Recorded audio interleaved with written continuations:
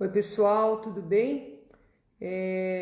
Nós estamos aguardando aqui a professora Aline e assim que a professora Aline aparecer, nós vamos começar aqui a nossa apresentação.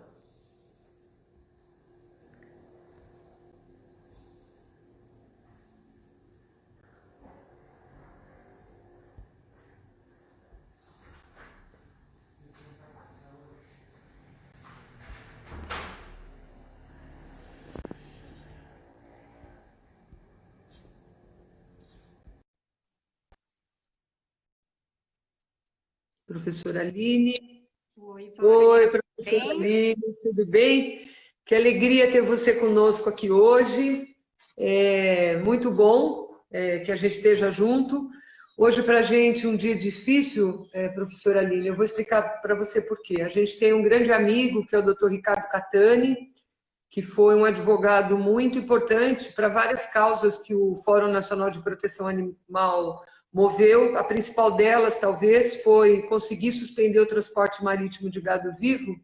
E a questão de agora, 30 minutos, nós soubemos que ele faleceu, Nossa, vítima da Covid, vítima da Covid, e para nós foi um choque, né? Então, assim, já de início, eu queria, para as pessoas que nos estão acompanhando aqui, dizer que hoje é um dia triste para a proteção e defesa animal, e também acho que é um dia triste para os advogados que se dedicam tanto a defender, né, as causas que tornam o mundo mais justo na defesa da vida dos animais. Então, fica aqui a nossa homenagem para o Dr. Ricardo Catani, e eu te peço até desculpas, né, antes de fazer uma recepção, mas nesse minuto que eu demorei para te atender foi que a gente teve a confirmação. Bom, professora Aline, dizer que é um prazer ter você aqui conosco, né? A semana passada a gente também contou com a presença do professor Paulo Brandão. Foi uma conversa muito rica de informações e conhecimentos, mas nós sabemos que essa questão do Covid é uma questão que está todo dia aparecendo novidades, né? Então, para começar a nossa live, eu gostaria de primeiro te apresentar. Então, a professora Aline da Hora vai estar conosco hoje falando sobre fatos e mitos sobre a Covid-19 e os animais. E ela é médica veterinária, formada pela Universidade do Estado de Santa Catarina em 2004, pela UDESC. Ela tem mestrado em clínica veterinária pela Faculdade de Medicina Veterinária da USP e doutorado em ciências pelo Programa de Epidemiologia Experimental aplicada às zoonoses em 2014 também pela USP. Ela tem pós-doutorado pelo Departamento de Medicina Veterinária Preventiva e Saúde Animal e é atualmente docente da Faculdade de Medicina Veterinária da Universidade Federal de Uberlândia e desde 2010 ela trabalha com o coronavírus felino. Por isso é tão importante a sua presença, os seus esclarecimentos aqui hoje. Queria dizer para todos que fiquem à vontade para fazer suas perguntas, a gente vai tentar transmitir todas para a professora Aline, e caso alguma fique de fora, vocês podem entrar em contato conosco no fórum, e que eu com certeza vou passar as perguntas para a doutora Aline e ela nos respondendo, envio para todos. Então vamos começar? vamos. Antes da gente começar, Vânia, eu queria te falar que eu trabalho com coronavírus desde 2010, graças ao professor Paulo Brandão, né? Que é a pessoa apaixonada pelos coronavírus, e ele está hoje aqui com a Sim. gente assistindo. Eu vi, agradecer muito. Ele está nos prestigiando aqui. Para mim é uma honra, né? Vou dizer de novo que o Paulo, vamos dizer que é um filho, você então já é uma neta, né, do trabalho que eu, enquanto veterinária, inspirei a ele a seguir, né? Porque ele sempre fala, né, que foi aqui trabalhando, fazendo estágio com a gente no ensino médio, que ele descobriu que ele queria trabalhar com, fazer veterinária, trabalhar com vírus, só que na época a nossa grande linha de trabalho aqui era com a raiva, né? Mas que, na verdade, também é uma linha hiper importante que ele vive se dedicando sempre. Então, né? Obrigada, Paulo, da sua presença aqui conosco. Bom, professora Aline, você viu que a semana passada o professor Paulo falou conosco bastante coisa a respeito da origem do vírus, né? De como é que ele apareceu, qual a situação, as informações que nós temos. Entretanto, eu acho que nós temos, a cada semana, nós estamos visto que tem aparecido trabalhos e mais trabalhos falando sobre, olha, encontramos coronavírus agora no cachorro, depois encontramos coronavírus no gato, aí pegamos, fizemos uma infecção experimental de um gato no outro gato, aí apareceu no Visor, aí ontem apareceu já notícia num cachorro pastor alemão. O que, na verdade, você pode dizer para a gente a respeito dessas pesquisas em relação ao coronavírus? Daquilo que o professor Paulo falou para nós o ano passado, semana passada, na nossa live, para hoje, o que mudou?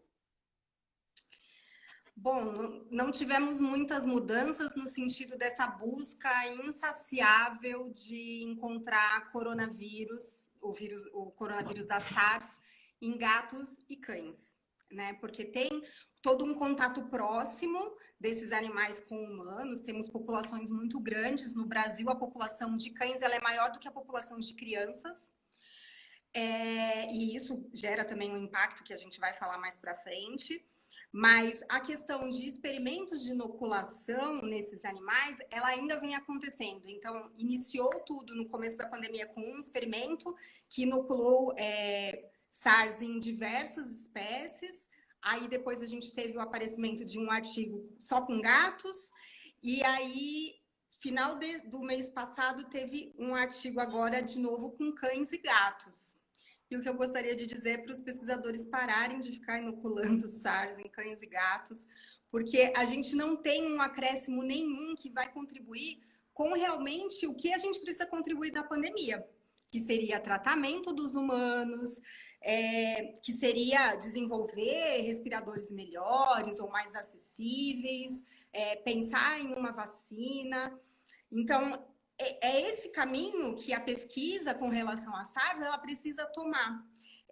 Eu acho que essa questão de experimentação, de inoculação em animais, em gatos, em cães, ela precisa ser deixada de lado. Mas, infelizmente, tem aquela questão do egocentrismo de que eu preciso ter meu nome publicado lá num momento de que está em evidência SARS. Agora, de outro lado, a gente tem relatos de animais, né, de infecção natural. Então, começou tudo com o governo chinês. Ele faz ainda, né, uma vigilância nos animais. Então, ele sabe que determinada residência tem um paciente de Covid, um humano com Covid. Ele vai lá e testa os humanos contactantes e testa também os animais. Então, os animais davam resultado positivo, até mesmo acho que os negativos eles levavam para uma quarentena do governo e eles ficavam monitorando, fazendo testes nesses animais. O que vem muito à tona são os animais positivos.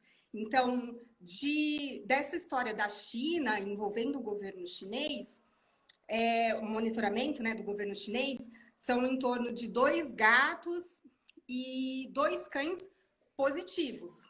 Mas, por trás disso, a gente não sabe exatamente qual o número de cães e gatos que foram negativos, que ficaram na quarentena e foram negativos. Isso seria um dado extremamente importante.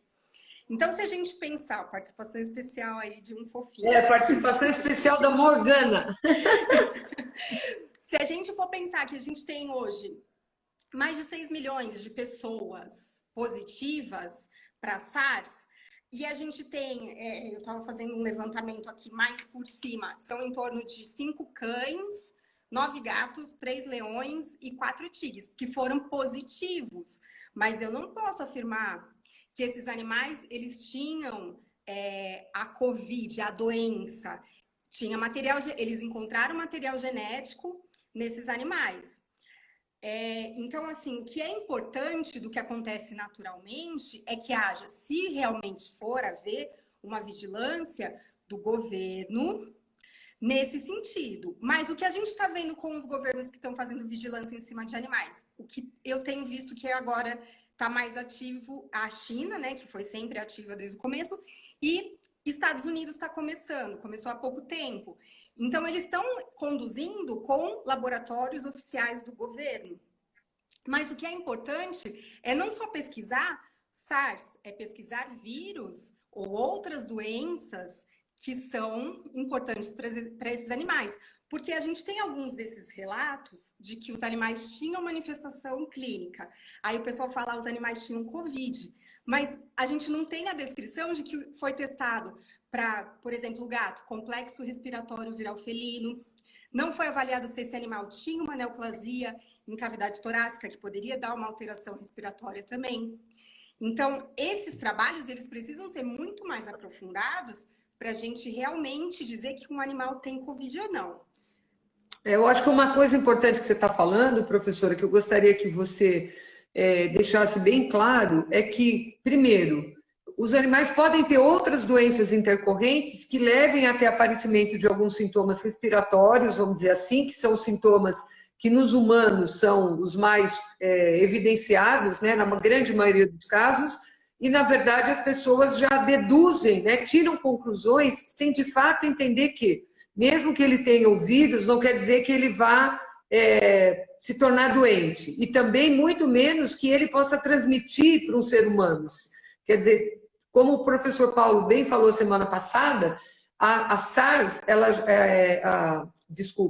o Covid-19 já foi uma zoonose. Hoje em dia ele não é uma zoonose, né? Ele é uma doença que chegou no ser humano e falou, ótimo, estou bem aqui, quero ficar aqui nesse lugar, né? Estou tranquilo, não preciso contaminar, infectar ninguém. Você tem que ter uma vigilância, claro, é importante. Mas, na verdade, o que a gente sabe hoje é que o grande problema é um ser humano para um outro ser humano, né? Sim, com certeza. E se a gente lembrar, quem é gateira aí, sabe que agora, na época que a gente está, de inverno, de um clima mais seco, é o momento que os gatos mais manifestam complexo respiratório viral felino. E aí o pessoal pega um gato com alteração respiratória, vou lá, vou fazer teste RT-PCR para descobrir se tem SARS. E às vezes até encontra, assim como encontraria se fizesse um swab da mesa da casa da pessoa que tem Covid-19, a RT-PCR também daria um resultado positivo. Então, esses animais que eu comentei com você, poucos deles têm o resultado de isolamento viral, que é o teste que realmente mostra se o vírus é infeccioso ou não. Então, tem essas nuances que tudo direciona para a gente entender o seguinte: se os animais realmente acabam se infectando, eles são vítimas de toda a história. Eles não são importantes na transmissão. Quem é importante na transmissão? Humano. A transmissão é humano para humano. Agora, professora Aline, eu queria que você comentasse, do ponto de vista do cuidado, por exemplo. Então, uma pessoa, ela teve a doença, independente se ela teve um quadro mais grave ou menos grave, mas ela está na casa dela agora, então, positiva. O que a gente deve fazer com cuidado em relação àquele animal? Por exemplo, se ela tiver pessoas da família, as pessoas devem cuidar, mas se ela não tem. E uma outra coisa que eu queria que você também abordasse, quais são os cuidados seguros? Seguros que eu digo o seguinte, não é só evitar que o animal, por sair na rua, ter feito um passeio na rua, porque ele está habituado a fazer, num horário seguro, voltou. Seguro que eu digo para você não criar um problema para o animal. Por exemplo, tem que dar banho, tem que passar álcool gel, porque assim, a gente vê várias orientações e a preocupação que a gente tem que ter é que aquele animal não, na verdade, não tem um outro problema por conta de tanto lavar, limpar, esfregar e o pior, usar produtos que podem levar a uma intoxicação, uma queimadura e muitas vezes a gente tem visto essas orientações, né? Então eu queria muito que você esclarecesse nesse momento essas questões dos cuidados em relação ao paciente positivo que tem um animal e também em relação a uma pessoa que precisa levar o seu cão para passear na rua, o que ele deve fazer? Bom, a sua primeira questão foi com relação àquele tutor que tem Covid, ele mora sozinho com seu pet. Isso. Ele e o seu pet têm que ficar em isolamento social. Eles não podem sair de casa, porque é assim que a gente vai conter a transmissão do vírus. Então, o pet tem que atuar nesse momento como um humano em isolamento. Eles vão ter que ficar lá dentro da residência e, claro que essa pessoa com Covid, ela tem que manejar o pet como ela manejaria normalmente com relação à alimentação, à limpeza dos dejetos, mas tem que ter uma restrição, não pode ter aquela convívio que a gente gosta de ter, de pegar no colo, abraçar, beijar, dividir alimento. Então, essas questões, elas precisam ser bastante levadas em consideração. Com relação, quando você está numa residência que tem mais do que uma pessoa morando nessa residência, um está com Covid e o resto da família não está, essa pessoa com Covid, ela precisa ficar isolada dentro da casa. Então, ela também não pode ter um convívio com as outras pessoas da família e com os pets. Com relação à limpeza, isso é realmente uma questão bastante importante quando os cães vão passear, né? As pessoas saem para passear porque tem cães que não defecam, não urinam de maneira nenhuma dentro de casa, eles precisam sair. E é importante, alguns cães você consegue fazer com que ele mude esse hábito, mas outros não tem como mudar de forma alguma.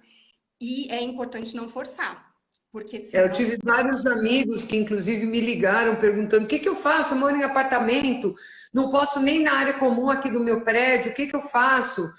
Então, assim, para cada caso, a gente teve que entender primeiro o comportamento daquele animal para saber como orientar aquele tutor para que tudo ficasse bem. Com o passar do tempo, houve uma acomodação, né? Mas no começo foi bem difícil, viu, professora? E assim, eu estou vendo vários colegas aqui veterinários que estão participando, provavelmente também deve ter sido perguntados, deve ter tido uma série de dúvidas. Então, por isso que eu estou te pedindo, inclusive, para você explicar sobre as substâncias, né, adequadas para a questão de higiene, enfim, do ambiente, do animal, para que a gente tenha segurança de fazer a orientação correta, né? O que a gente tem usado, o que as pessoas têm usado bastante é o álcool em gel. E aí elas acham que, como a gente consegue ficar passando álcool em gel o tempo inteiro, eu vou passar também na pata do meu cachorro. E não pode passar álcool em gel nos cães. Não pode passar álcool em gel, não pode passar álcool 70, não pode passar água sanitária, não pode passar água oxigenada. Todas essas substâncias que eu tô falando, vocês podem estar achando essa pessoa tá maluca. Mas não, é tudo recomendação que eu já vi por aí. Inclusive de passar no focinho. Muito mais fácil, então, do animal lamber, ingerir aquela substância. O álcool em gel, ele tem uma substância que pode causar doença renal aguda. Então, a gente não pode, de forma alguma, usar essas substâncias.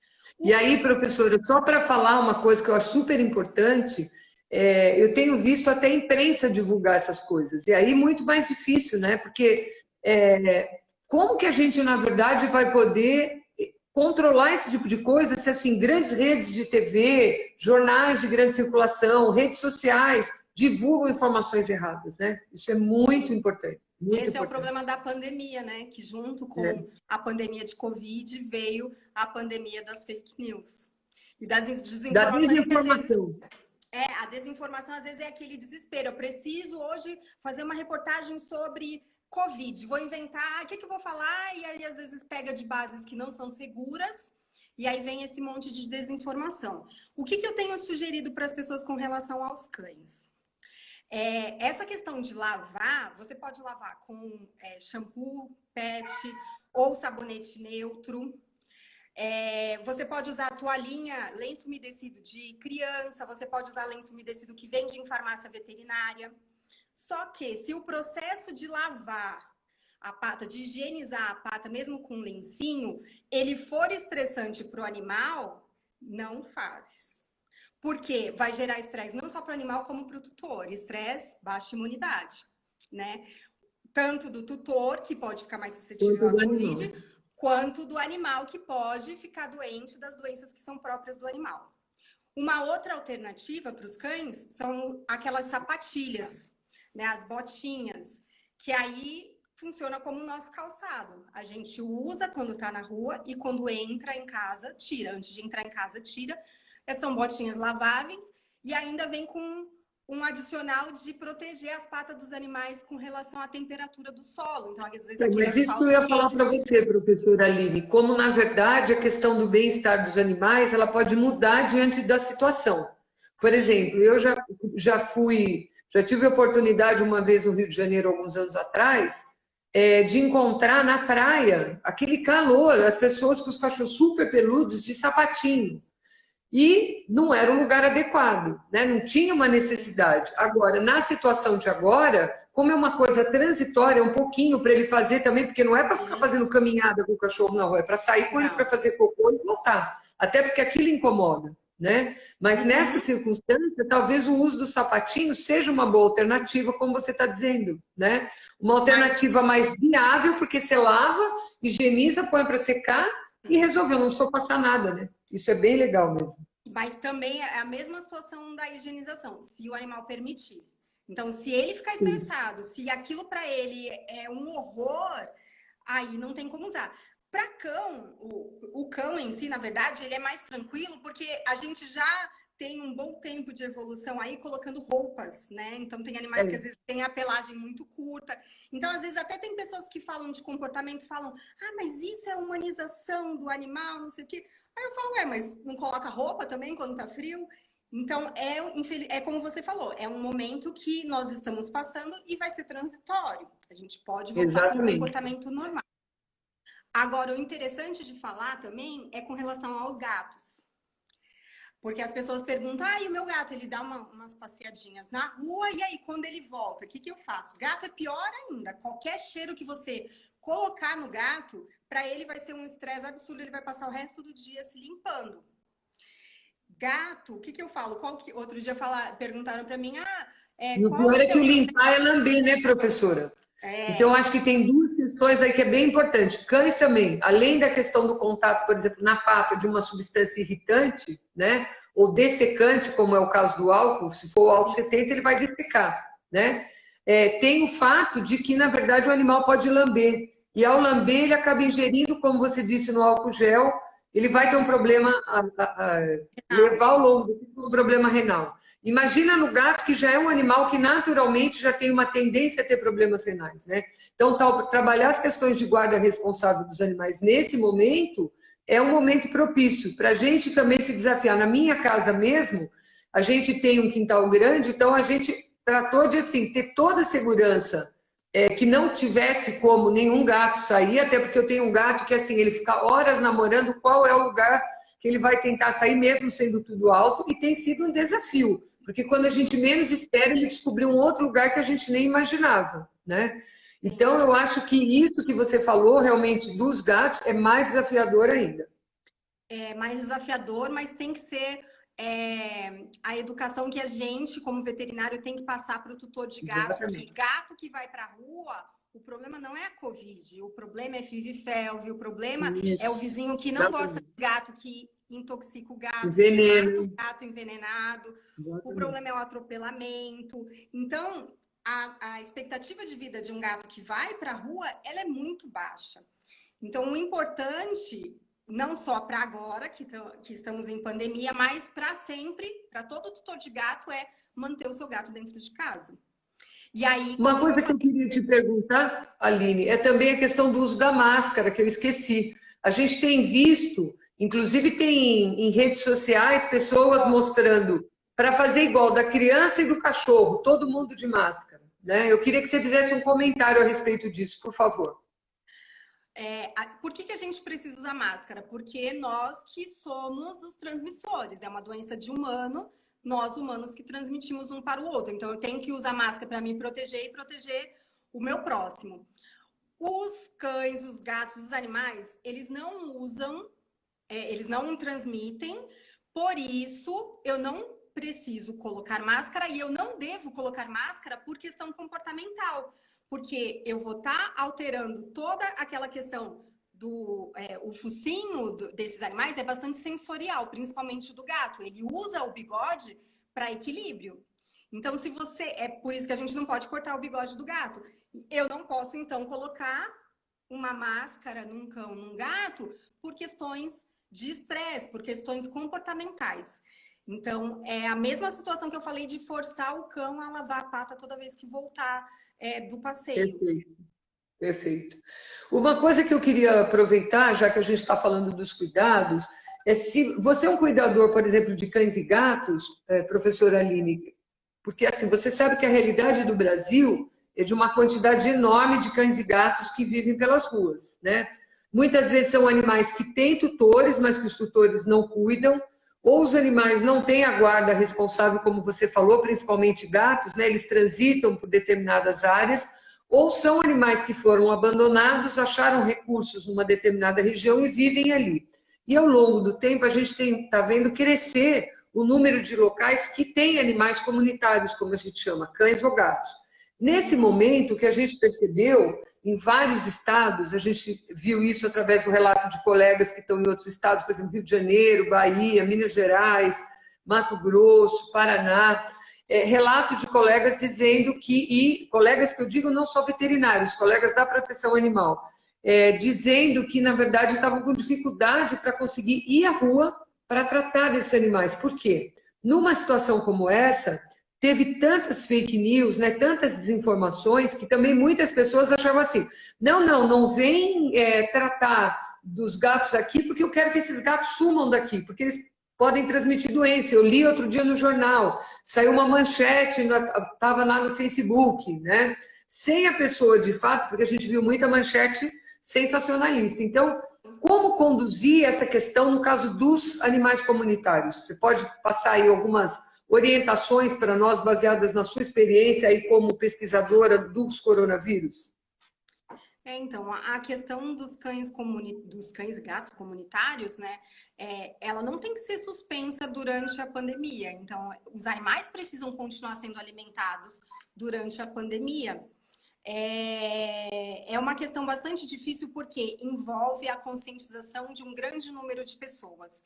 E como você falou, a mídia, às vezes, ela não toma um cuidado nas palavras que ela usa para construir as frases, ou às vezes até o texto realmente tem um sentido correto, mas o título que eles colocam, ele leva à conclusão errada. E aí as pessoas hoje em dia, elas estão recebendo tantas informações que elas não têm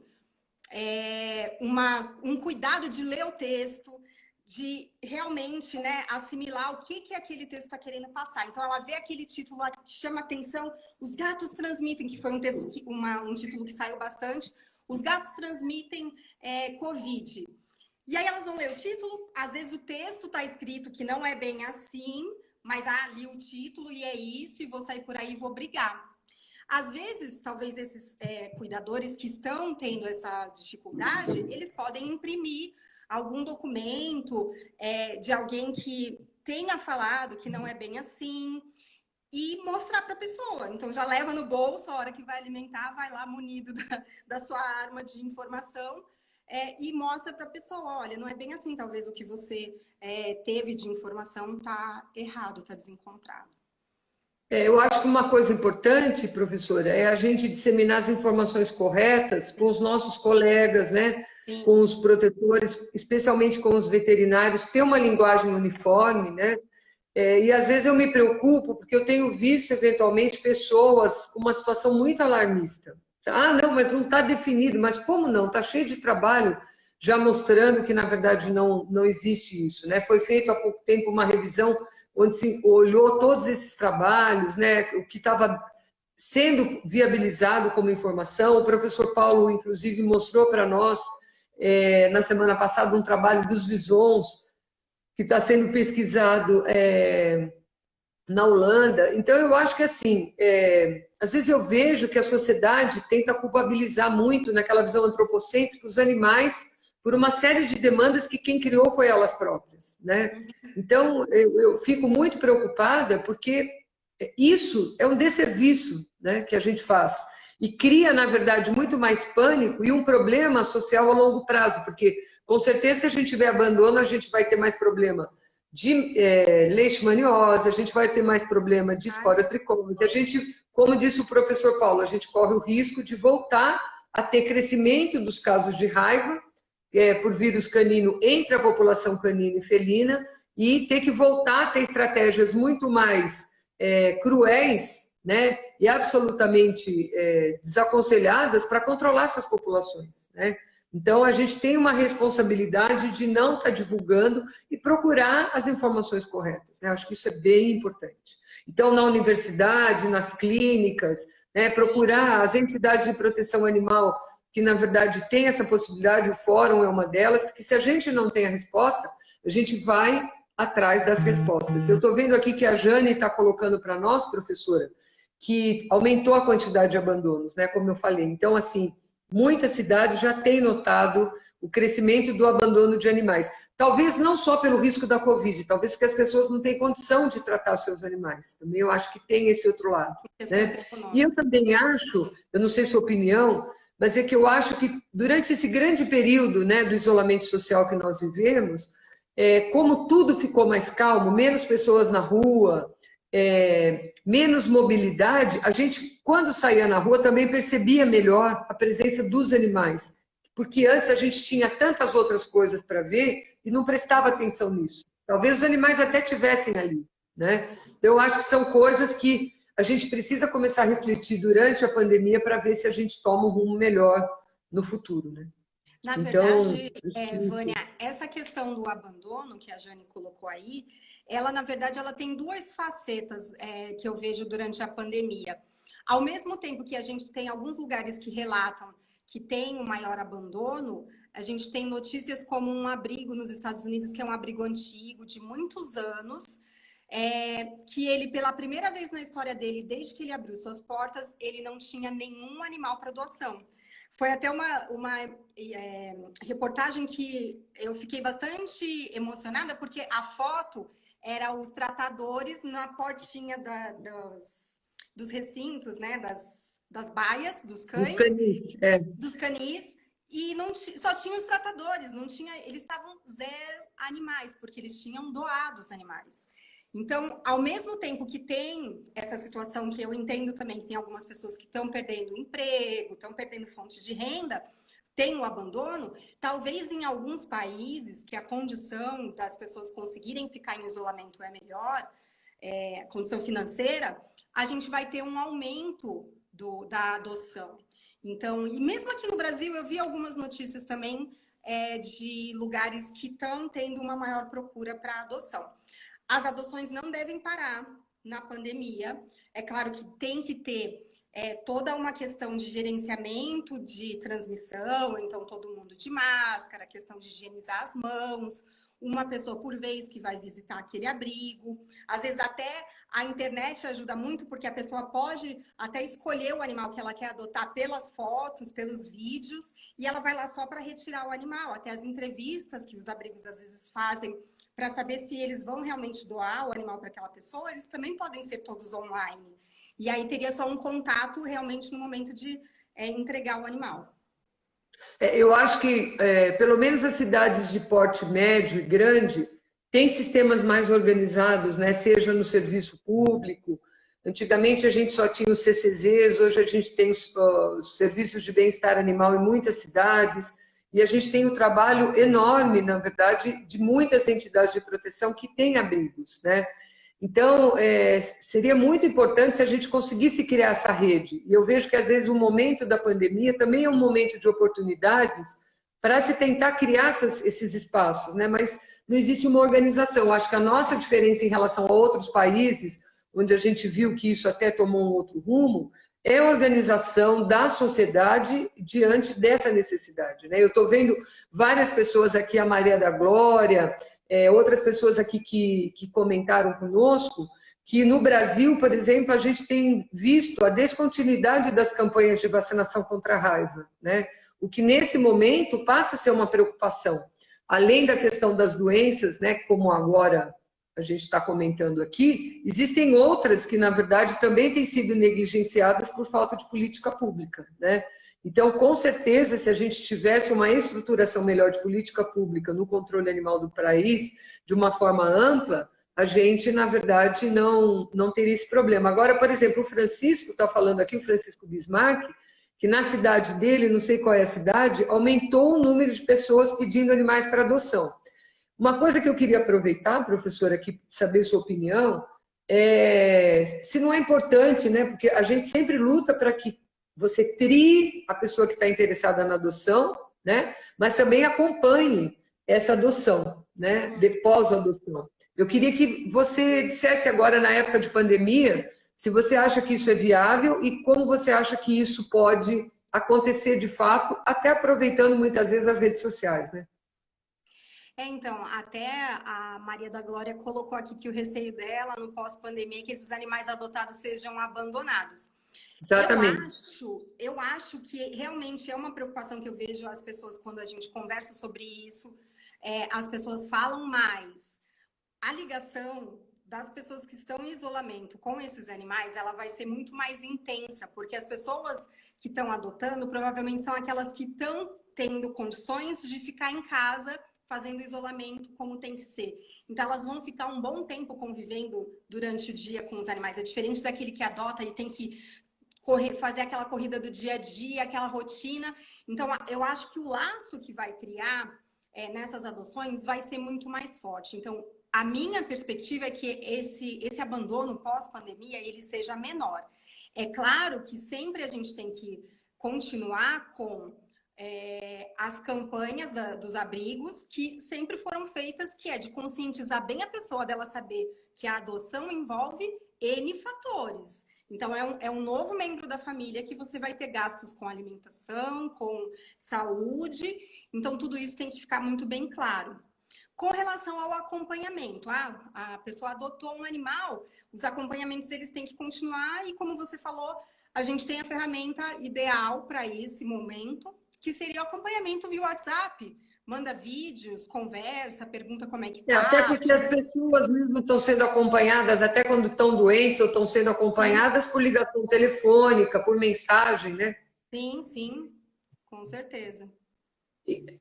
Aproveitando, professora Aline, que a gente está falando de vacina, eu gostaria de saber com você, a gente tem uma pergunta aqui, que enviaram para a gente antes da nossa live, né, perguntando se um animal que é vacinado, seja o cachorro ou o gato, contra coronavírus, se ele estaria protegido desse coronavírus. Você poderia fazer esse esclarecimento para nós, que toda hora a gente tem essa pergunta, acho que era muito importante você, como pesquisadora, nos esclarecer sobre essa demanda, seja para cão ou gato. Sim. Bom, com relação à vacina, coronavírus, para o cão tem, então naquela vacina que os cães recebem anualmente, tem a fração que protege contra o coronavírus. O gato não, a gente não tem essa vacina. O que você fala é a vacina V8 ou V10, né, professora? Isso, a V8 ou a V10 é o coronavírus. A de gato não, então seria só no caso do cão. O cão estaria protegido usando a vacina veterinária contra o coronavírus da SARS? Não. São coronavírus, apesar de chamar o mesmo nome, coronavírus, só que um é coronavírus canino e o outro é o coronavírus da SARS. São coronavírus que são geneticamente diferentes, eles fazem uma resposta imune no hospedeiro diferente. Então, a proteção que a vacina do cão faz, ela não é perante aquele coronavírus do humano, o coronavírus da Covid-19, ela é perante o coronavírus canino. E aí vem o outro mito, que é as pessoas quererem se vacinar com a vacina animal para se proteger contra o novo coronavírus. A vacina animal aplicada no humano, ela pode gerar consequências super graves. Eu posso desenvolver uma reação anafilática, uma reação alérgica muito forte, né? Dentre outras coisas. Então, não pode, é importante frisar isso, que não pode usar vacina de animal em humano. Ótimo. Eu acho que essa informação é bem importante, professora, porque você deve ter visto também, circulou logo no começo da questão da pandemia, do isolamento social, um vídeo de uma pessoa mostrando uma carteirinha de vacinação de cachorro e falando, olha, tem sim vacina, vai no veterinário e se informa, né? E isso virou uma comoção geral. Sim. Eu recebi essa pergunta de várias pessoas que eu conheço, que não são veterinários, obviamente, porque o que eu costumo dizer sempre assim, o que é óbvio para mim não é para o outro. Então, a gente precisa entender que por mais que a gente passou, gente, que coisa absurda, né? Como é que a pessoa acha? Ué, se tem vacina de raiva para gente, vacina de raiva para animal, então vai ver que todas as vacinas servem para todos, né? Então, a gente precisa realmente fazer esse esclarecimento, porque o equívoco é um problema. Eu queria avisar para quem está assistindo a gente, fazer só uma observação aqui, que não a semana que vem, na outra semana, a gente vai ter uma live com a professora Rita Garcia, da Universidade Federal do Paraná, só para falar sobre manejo populacional em época de pandemia, tá? Então, nós vamos falar de manejo populacional de cães e gatos em época de pandemia. Estão todos convidados a participar no mesmo horário, na quarta-feira, dia 17, se eu não estou enganada, da semana, do mês. E aí a gente vai tratar isso bastante, viu, professora Aline? Seria bem importante você estar conosco, tá? Muito bom. Eu gostaria também de perguntar para você uma outra pergunta que chegou para nós, se existe algum cuidado que a gente deve ter no contato com animais criados para a produção de alimentos, então com suínos, bovinos, aves, né? E o consumo de produtos de origem animal com relação à Covid-19. Por que eu acho que a pessoa perguntou isso, professora? Porque, na verdade, a gente está vendo uma situação muito preocupante de abate sanitário com outras, né, de várias outras espécies, justamente porque o sistema de produção integrado não está funcionando, né? Então, os animais estão, como não tem funcionário ou para abater o animal no frigorífico ou para manter no sistema de integração, os animais estão passando da hora do abate, vai chegar um lote novo e as pessoas querem eliminar aqueles animais, né? É uma situação super complexa e a gente não vai poder entrar nesse mérito, mas eu acho que a informação é importante, porque as pessoas que estão produzindo o alimento, elas também podem estar contaminadas e a serem assintomáticas. Então, o que você tem para dizer para a gente a respeito disso? Bom, um dos maiores inimigos dos vírus em geral, não é só do coronavírus, é o calor. Então, o alimento, a proteína de origem animal, ela vai ser cozida antes da gente ingerir. E aí a gente já inativa o vírus. Então, isso é importante. Por mais que a gente tenha aquela suspeita que, nossa, aquela carne que eu estou comprando pode estar com presença de partícula infecciosa, a ação do cozimento destrói o vírus. O que é importante lembrar, sempre que as grandes linhas de produções, ou as grandes empresas, os grandes abatedouros, eles já têm todo um funcionamento que visa diminuir o risco de transmissão de doenças infecciosas entre quem está manipulando o animal ou a carne e o produto. Então, essas medidas, elas já são tomadas normalmente, antes da pandemia. Então, é bom a gente lembrar que é um produto seguro e que a gente vai manipular, vai cozinhar esse produto e a gente vai inativar o vírus com o cozimento. Professora, aproveitando que nós estamos falando sobre essa questão, uma questão que me passou aqui, que acho que é um assunto bem importante, o que você acha dos testes que estão sendo feitos em animais? A gente sabe que tem empresas tentando desenvolver testes para os animais, para fazer ou suave nasal, ou fazer testes sanguíneos. Eu queria que você falasse um pouco a respeito disso, principalmente porque você trabalha com a pesquisa, né? E num momento tão delicado, onde a gente vê que testes estão faltando para as pessoas, né? Não existe um protocolo definido de uso desses testes que dê uma segurança. Eu queria que você falasse do ponto de vista ético e do ponto de vista de fato de ter algum significado fazer um teste desse. Porque nós já recebemos informações de empresas, de laboratórios que estavam oferecendo isso para as clínicas veterinárias. Uhum. Antes de falar disso que você me perguntou, o professor Paulo lembrou aí de uma situação que pode ser via de transmissão, que são aqueles alimentos que a gente não cozinha, né? A alface, isso mesmo. Né? Verduras e outra coisa, por exemplo, tem pessoas que gostam de comer, por exemplo, peixe cru, comer carpaccio, comer ovo mal e mal quente, tomar leite, tirou o leite, toma, né? Queijo fresco, sabe como? Essas coisas. Agora não é o momento de comer nenhum alimento que normalmente a gente deveria ingerir cozido cru. Então, o peixe cru vai ter que ficar para bem depois. As verduras têm aquele processo que depois que a gente faz a remoção mecânica de micro-organismos, a gente deixa ela mergulhada com algumas gotas de água sanitária, hipoclorito, e isso já ajudaria a prevenir, mas tem que lembrar sempre que tem que ter uma remoção mecânica antes, uma lavagem muito boa, porque se você colocar aquela verdura cheia de terra e colocar hipoclorito, água sanitária na água de molho, não adianta de nada. Tá? Então, a ação professora Aline, por exemplo, quando você traz as coisas da rua, higieniza e depois você põe na geladeira. A temperatura baixa da geladeira ajuda a diminuir o risco ou não? Não. Não ajuda. Gosta do frio. O vírus gosta do frio, Isso então é ele importante. sobrevive. É melhor para ele a temperatura mais amena. Baixa. Isso, mais baixa. Ótimo. Ótimo. E aí, então, a sua questão era... Eram os testes. Dos os testes nos animais. Lembra quando eu falei antes que tem toda uma vigilância na China, nos Estados Unidos? Os Estados Unidos, Sim. então, ele está trabalhando em parceria com laboratório comercial e eles fazem toda uma pesquisa de patógenos comuns para aquela espécie que causam manifestações respiratórias e testam SARS. Qual é o problema que eu vejo desses laboratórios que aqui no Brasil começaram a oferecer teste para SARS? O nosso tutor não é o tutor dos Estados Unidos, que às vezes tem uma condição financeira melhor. O nosso tutor vai ver, nossa, tem laboratório detectando SARS em humano, vou lá, SARS em animais. Meu animal tá com sinal respiratório, eu quero testar isso daí. E as outras doenças, que é o que é mais comum e é o que é mais provável de estar acontecendo.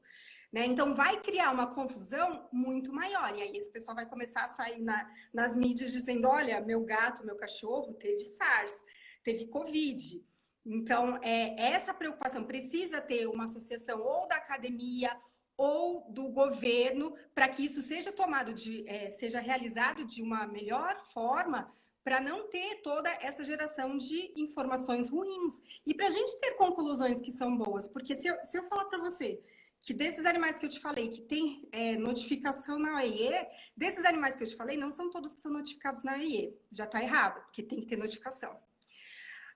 Desses animais, a minoria, sobra muitos dedos de uma mão, que eu vou te dizer, foi conduzido da melhor forma. Eles fizeram testes para saber se o animal tinha outras doenças. Então, a gente está pecando ainda na medicina veterinária básica e a gente já quer inventar de misturar, fazer uma salada mista com Covid. Então, não tem nada a ver essa abordagem. Eu acho que essa abordagem não é uma boa abordagem de ser feita. As associações veterinárias estrangeiras, né? Tem a Associação Americana de Medicina Veterinária, a Associação Mundial, elas recomendam que não é indicado a testagem dos animais para SARS. Eu acho, professora, que o mais importante é a gente fazer o que a gente já sabe que é necessário para cuidar bem dos nossos animais de estimação, né? O que eu vejo e que me preocupa muito do ponto de vista ético é essa falta de responsabilidade de quem inventa uma coisa dessa, né? Querendo, na verdade, ter um lucro e induzir, na verdade, as pessoas a acreditar numa coisa que não é verdade, né? Eu acho que isso é bem complicado. Eu acho que do ponto de vista ético, isso não deveria ocorrer de forma nenhuma e só acontecer quando, de fato, você tem uma certeza de que aquele teste, o emprego daquele produto, ele realmente vai trazer uma resposta que vai ser positiva para aquilo que você precisa, né? E não aproveitar uma situação confusa, né? Muito nebulosa, pouco conhecida para ganhar dinheiro com isso, né? Eu acho que isso é uma coisa realmente ruim. Outra coisa que eu queria perguntar para você, que é bem importante, é sobre os abrigos de animais, porque a gente sabe que, por exemplo, os canis, sejam de município ou de entidades de proteção animal, canis e gatis, eles têm trabalhadores que lidam com muitos animais naquele ambiente, né? Então, se a gente sabe, por exemplo, nesses trabalhos, como você colocou, inclusive aquele trabalho dos tigres, se eu não me engano, no Nova York, mostrava que provavelmente foi o tratador que era positivo e que tratou dos animais, e aí os animais deram positivos, né? Como você vê que a gente possa ter um protocolo num abrigo com pessoas que muitas vezes são assintomáticas, né? Aqui onde eu moro, por exemplo, o município está fazendo teste numa boa parte da população, tem um critério, está testando, a cidade tem mais ou menos um pouquinho mais de 400 mil habitantes, está testando inicialmente 20 mil pessoas, tá? Para tentar estabelecer uma avaliação epidemiológica dentro de critérios corretos e tal. Mas a gente sabe que num abrigo, como é que você vai saber? Quantos animais vão dar? Como é que se conduz uma situação dessa porque os animais precisam de comida, água, precisam de higienização, precisam ser tratados, né? Você pode, assim, fazer uma orientação geral para esses casos, que são casos, inclusive, que se tem menos recursos, né? Seja no serviço público ou num abrigo de uma entidade de proteção. Sim, na verdade são os mesmos cuidados que deveriam acontecer sempre, porque tem algumas doenças que podem transitar, né, entre humanos e animais. Então, as pessoas têm que usar luvas, as pessoas têm que estar de máscara. O óculos também é indicado, então se a pessoa não usa óculos para leitura, ela usar um óculos de proteção ou aquelas máscaras que são realmente de proteção.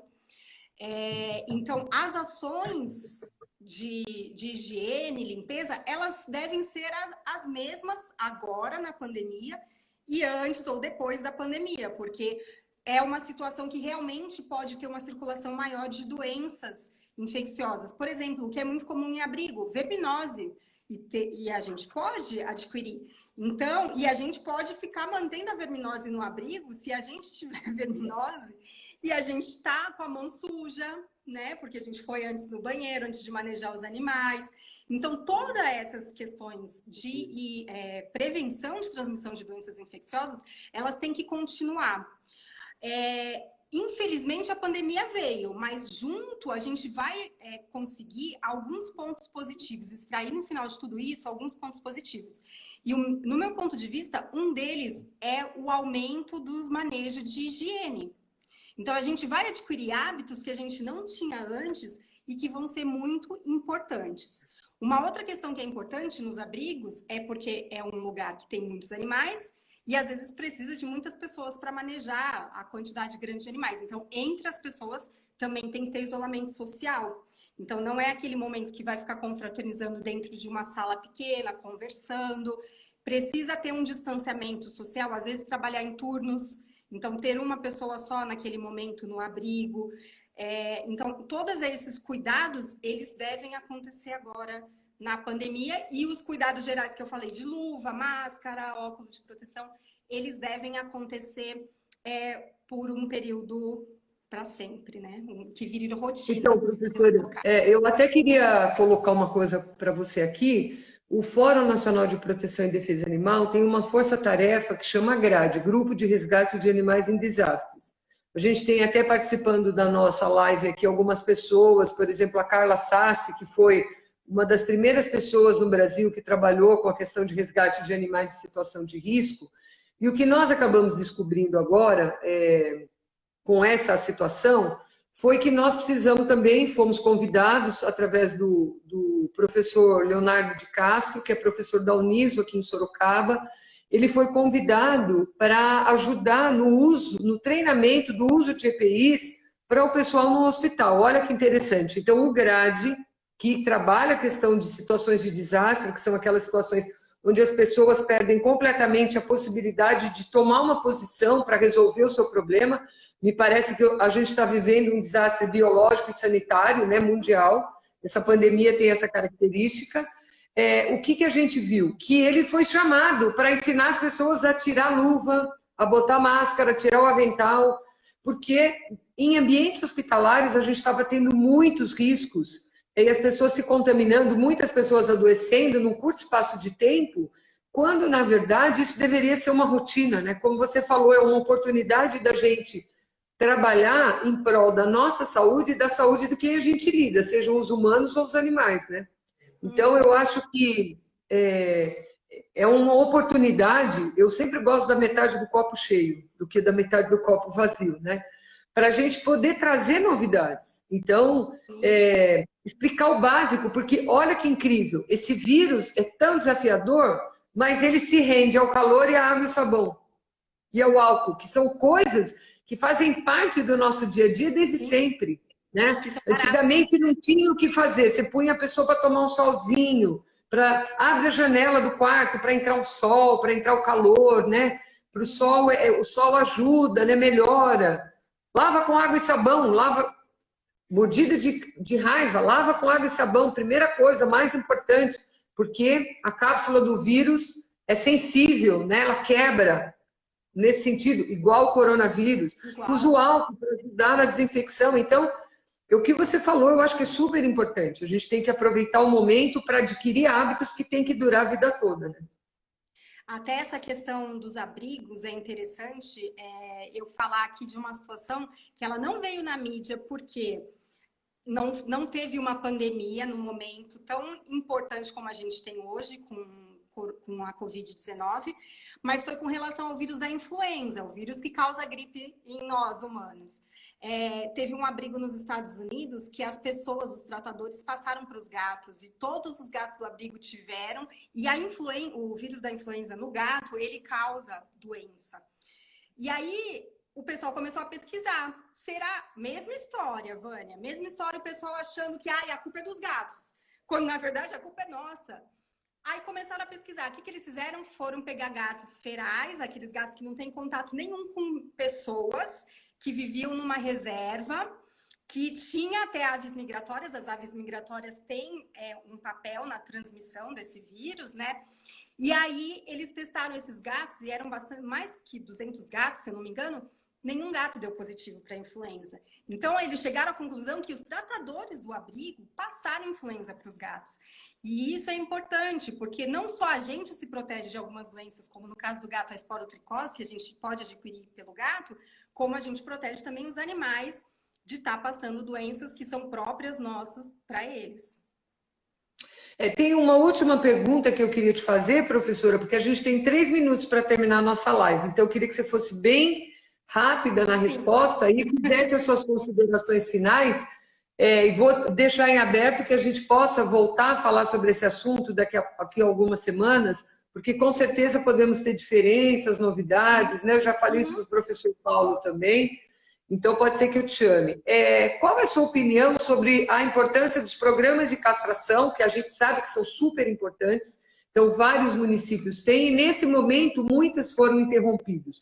Qual que é a sua opinião em relação a isso nesse momento? Você acha que a gente teria condição de manter esses programas ou você acha que a gente deve interromper esses programas? Nós temos um programa de castração aqui no Hospital Veterinário da Universidade Federal de Uberlândia, que é em parceria com o município. Num primeiro momento, ele foi interrompido e a gente voltou a trabalhar com as castrações, porque os animais estão continuando na reprodução. E agora é um momento importante, né, para a reprodução dos animais. Então, esses programas, eles não podem parar. Todo o momento da cirurgia em si já tem toda uma proteção cirúrgica, né? Que a gente, todo um protocolo de proteção de transmissão de doenças que a gente tem que seguir. Esse protocolo ele vai continuar para fora da porta do centro cirúrgico. Então, as campanhas de de castração, elas não devem parar, assim como não deve parar a vacinação de filhotes.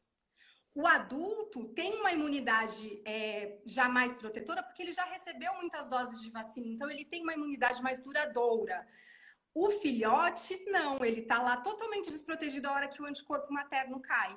Então, esses animais precisam ir no veterinário vacinar. Não pode esperar passar a pandemia, porque senão daqui a pouco a gente vai ter surto de sinomose, parvovirose.